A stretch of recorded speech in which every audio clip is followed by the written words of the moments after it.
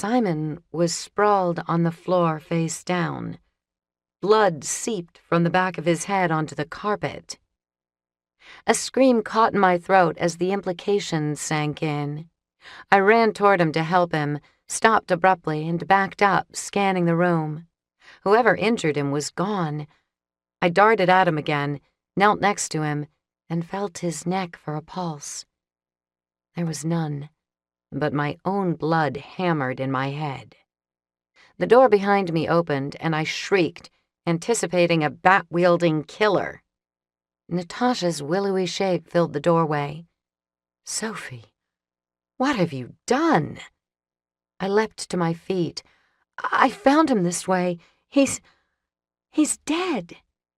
Natasha pointed a well-manicured finger at me. "You killed him?" She swallowed hard and edged toward Simon's corpse. "You have to remain calm. I'm sure it must have been an accident. Don't worry, I'll stand by you. So will Mars." "I didn't kill him." The muscles in Natasha's neck looked like taut rubber bands. She backed toward the door, fast.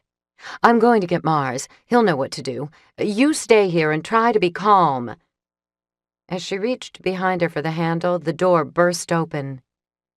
Clyde stopped dead just inside the room. "What happened?" His normally calm demeanor disappeared. He dove at his boss and felt for a pulse. Natasha fled into the hallway. I could hear her shouting for Mars. I watched Clyde's face, hoping he'd find some sign of life that had eluded me. He rolled Simon onto his back and started CPR. I felt my pockets for my cell phone. Rats, I'd left it in my workstation. Running out of the room, I caught up to Natasha in the hallway. "Do you have your cell? Call 911. With her face as frozen as if she just had a Botox treatment, she stared at me for long seconds. "Yes, of course." I ran back to the conference room to see if I could help. I managed to break through the crowd and cross the small space around Simon. Clyde and a couple of guys from hotel security were still trying CPR. I backed away from the body to give them ample room, stepped on something hard and lost my balance. Flailing my arms in a vain effort to break my fall, I landed, rather painfully, on top of the thing that tripped me. It was the stuffing trophy, a finely detailed turkey of heavy golden metal, the tail smeared with Simon's blood.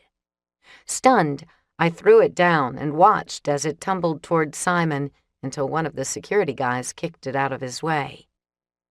Like a sudden thunderbolt, Wolf stormed in, and the atmosphere changed. "Everyone out, except those with blood on their hands." I looked at my fingers. A sticky red mess covered them.